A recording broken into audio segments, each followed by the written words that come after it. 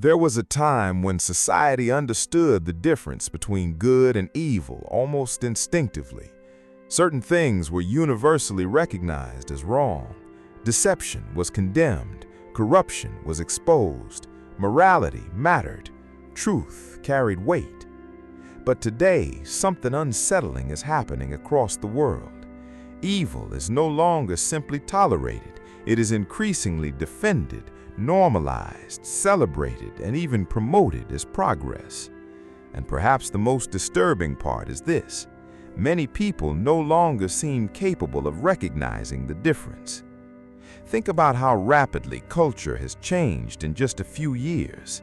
Things that would have shocked previous generations are now treated as normal conversation. Behaviors once considered destructive are now praised publicly. Truth is mocked as outdated, morality is labeled oppressive, conviction is portrayed as hatred, and people who question these shifts are often attacked more aggressively than the corruption itself. But here's the question almost nobody wants to ask: how did humanity lose its moral clarity so quickly? Because this is bigger than politics, bigger than culture wars, bigger than social trends. Something deeper is happening beneath the surface of society itself, something spiritual, something prophetic. The Bible warned about this exact transformation thousands of years ago. In Isaiah 5:20, the prophet issued one of the most chilling warnings in Scripture.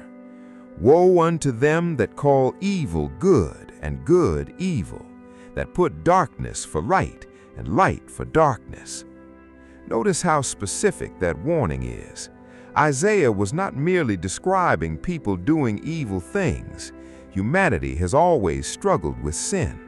What makes this prophecy different is inversion, a complete reversal of moral perception itself.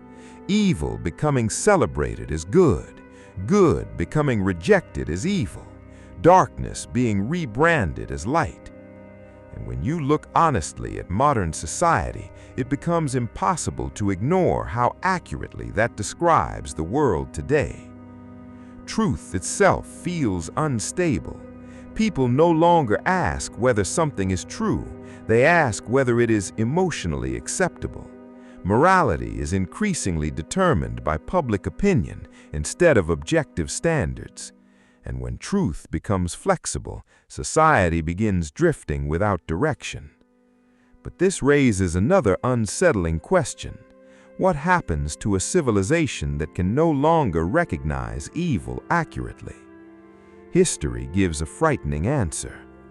Every civilization that normalized corruption eventually collapsed under the weight of its own moral decay. Not necessarily because of external enemies, but because internal corruption weakened its foundation from within. Ancient Rome did not fall in a single day. Its moral decline happened gradually. Values eroded slowly. Excess replaced discipline. Pleasure replaced wisdom. And eventually the structure became too weak to sustain itself. Now compare that to the modern world. Entertainment dominates culture. Excess is celebrated openly. Self-control is declining. Violence spreads rapidly. Corruption increases globally. Honesty feels rare. And perhaps most alarming of all, many people no longer feel troubled by it. That emotional numbness matters, because one of the strongest signs of moral collapse is not the existence of evil, but society becoming comfortable with it. And this is exactly what the Apostle Paul warned about in Romans 1. He described a generation that would reject truth so persistently that eventually their thinking would become darkened. Not because truth disappeared, but because humanity chose distortion over conviction repeatedly until distortion itself felt normal. And maybe that explains why the modern world feels spiritually confusing. Because when moral inversion becomes widespread, people lose the ability to distinguish clearly between what destroys humanity and what protects it.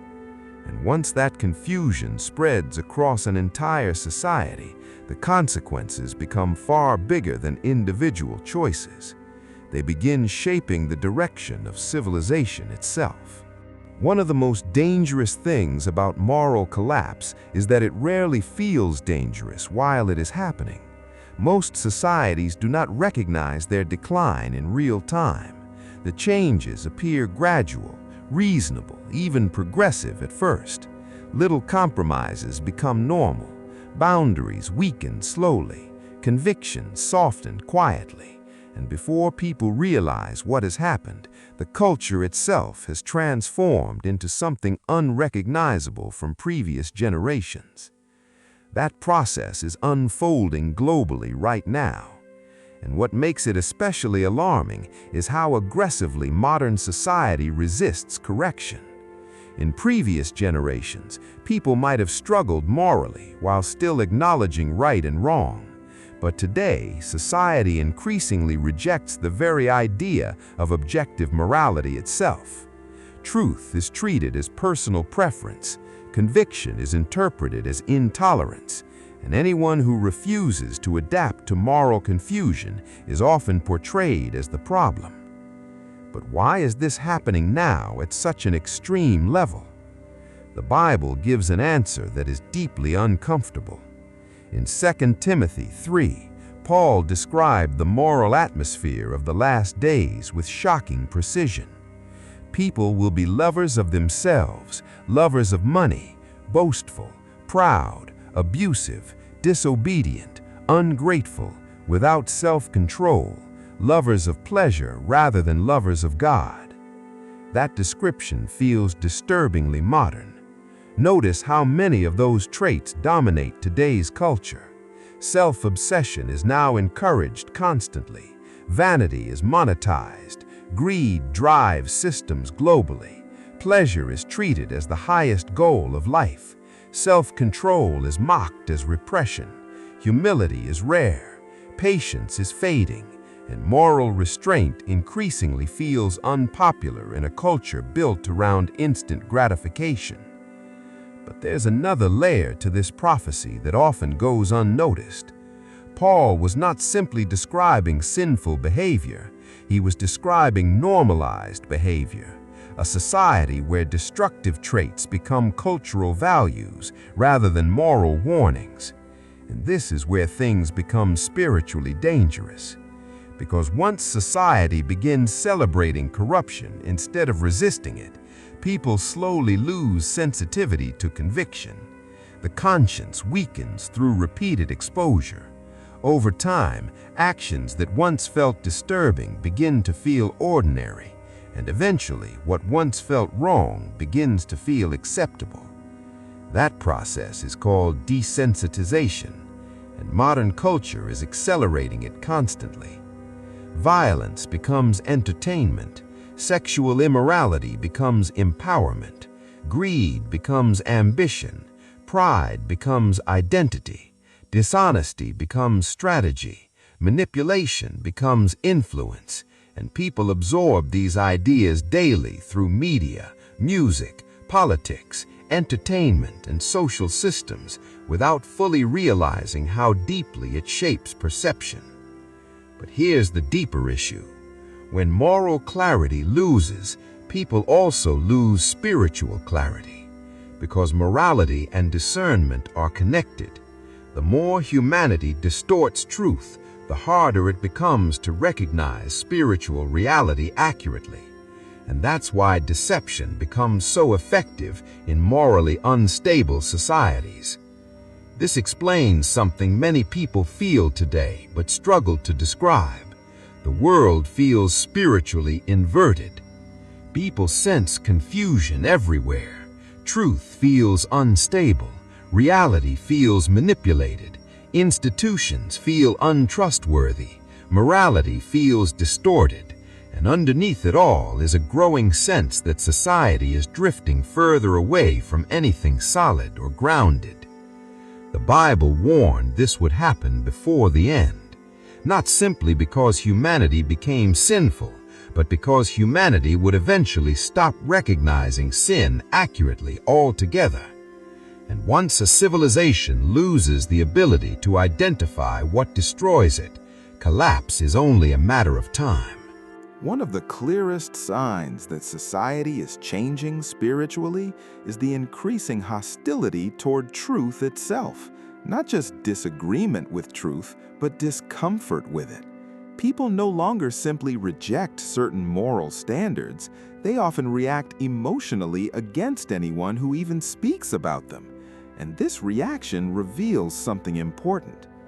Deep down, humanity still recognizes truth at some level, but conviction creates discomfort. And instead of responding through reflection, modern culture often responds through suppression. Truth becomes offensive not because it is false, but because it exposes things people would rather avoid confronting. This pattern appears throughout history. In ancient civilizations, prophets were mocked before collapse came. Warnings were ignored while corruption increased. People preferred comfort over correction, entertainment over reflection, pleasure over responsibility, and eventually societies reached a point where they could no longer reverse their decline because too many people had become emotionally attached to the very things destroying them. Now look at the world today. Addiction is increasing globally, families are weakening, depression and anxiety continue rising, violence spreads more rapidly, corruption dominates leadership structures, dishonesty feels normalized in media and politics, relationships feel unstable, trust is declining everywhere. Yet despite all this, society often reacts more aggressively toward moral warnings than toward the corruption itself. Why? Because modern culture increasingly treats personal desire as the highest authority, and once desire becomes the foundation of morality, truth becomes negotiable. People no longer ask, "Is this right?" They ask, "Does this align with what I want?" That shift changes everything, because truth that depends entirely on desire eventually becomes unstable, and unstable truth produces unstable societies. This is exactly why the prophet Hosea warned, "My people are destroyed for lack of knowledge." Notice he did not say lack of intelligence. Humanity today has enormous amounts of information. What is missing is wisdom and discernment, the ability to interpret reality correctly, the ability to distinguish between what builds civilization and what quietly destroys it from within.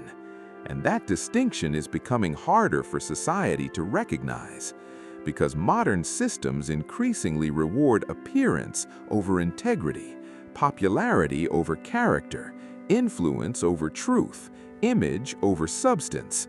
And when those values dominate culture long enough, people begin confusing visibility with righteousness. But visibility is not the same as truth. Something can be globally accepted and still spiritually destructive.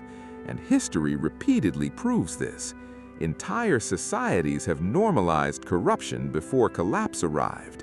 Entire generations have celebrated moral confusion while believing they were progressing. That is what makes Isaiah's warning so hauntingly relevant today. Calling evil good does not only change language, it changes perception. And once perception changes deeply enough, society no longer reacts appropriately to danger, because danger itself has been redefined. That may be one of the clearest descriptions of the modern world. Not simply a sinful world, but a confused world. A world where people increasingly struggle to recognize what is spiritually healthy and what is spiritually destructive. And if that confusion continues growing, the consequences will extend far beyond culture. They will shape the future direction of humanity itself.